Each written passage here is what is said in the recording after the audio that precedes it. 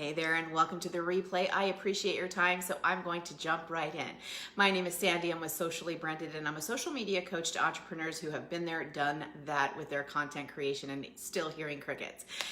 So what I do is I help them create high-performing content and get it distributed so that they have a socially global presence. I should say almost socially global. But anyway, that is what I do. And today we're jumping right in, and I'm going to share 7 great places where your face should show up on Instagram. And I do have a bonus.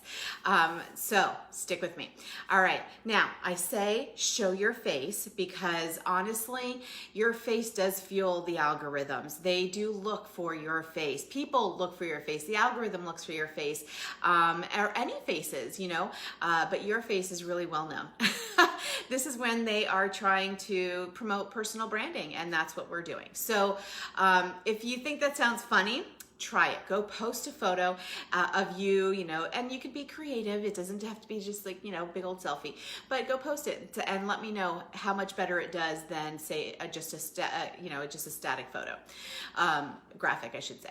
All right. So that's one reason. And then of course, the other reason is we've been talking about this over the past few weeks is that, we have that special place in our brain for recognition of faces that we see on a consistent basis, that it helps us to become relevant and relatable to our audiences as they see us anyway. So that's it. Now, while you don't have to post every single picture on your feed or stories have to be you, that would be kind of boring. Be creative, but be consistent, like show up consistently so people know who you are, the algorithm knows who you are, and you're being, pushed out. All right. So good morning, Leslie. So we're jumping right in, and what I'm going to do is split it up. We're going to go for 4 places in stories and 4 places in the feed of where you could show up. So in the very first place on stories is your location sticker. So wherever you're at, share your face, share the place, all that good stuff. Use your location sticker. And at this point, I would tell you to go ultra local with the location sticker. That location sticker can be used for if you're at a restaurant, if you're at a movie theater, if you're at an event. You could even do your city and town. And what happens there is if those places have a story, you'll be placed in their story for a little added extra exposure. And what's nice too is the people who, if you're at a restaurant that, people are like, wow, I want to go there, then obviously they can tap on the location and get there also. So now you're providing some value to your audience. All right, number 2 is the next thing is that it is something temporary for right now because it is during the pandemic. But using your thank you sticker, I think it's called, or thanks sticker, and the stay home stickers. So what's really cool about that is if you place that on your story, then you get placed in the thank you story or the stay home story. And what happens is at the end of the night, the people that follow you get to see that story and either are reminded they have not watched your story, or you're just in their face. And that's what we want, right? The recognizability. Okay. So number 3 in stories where I think you should show up are hashtags, using the hashtag sticker. Now here's the opposite of the local one. What I want you to do is go big on the hashtag sticker. That hashtag sticker is a huge hub, but your exposure will probably be a little bit better there. A lot of times I do hear back from people saying, hey Jim, I do hear back from people saying, I don't see my story in this hashtag, what's happening? It's a hit or miss, you guys. Honestly, it's kind of like Twitter. It's a huge feed. It goes, all of that. So go big or go home. Yep. It goes, but there might be that added exposure.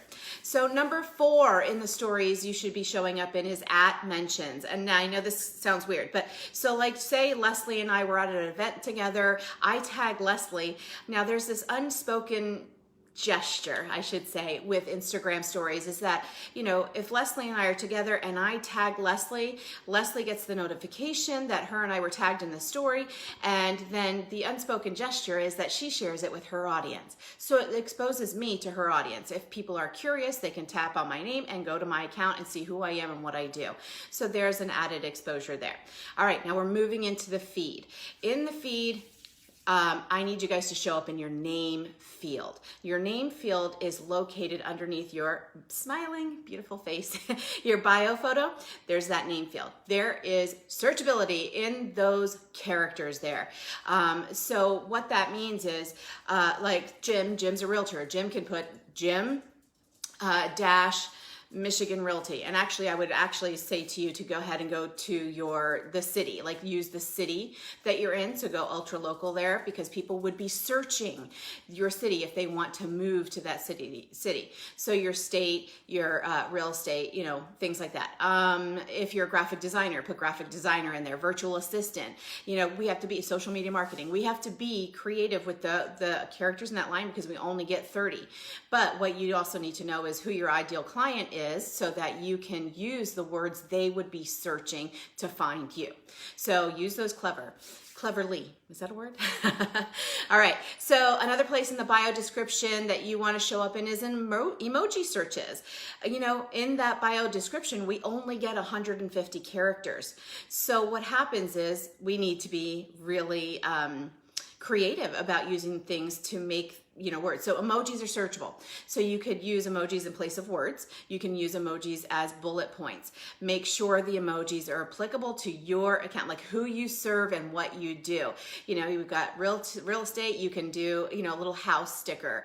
You know, for a doctor, use the stethoscope. For, you know, toxic free living, you could use a little plant emoji, things like that. Okay, so number 7, when you're posting the feed, you want to always use your geotag. Now your geotag is the location where you are.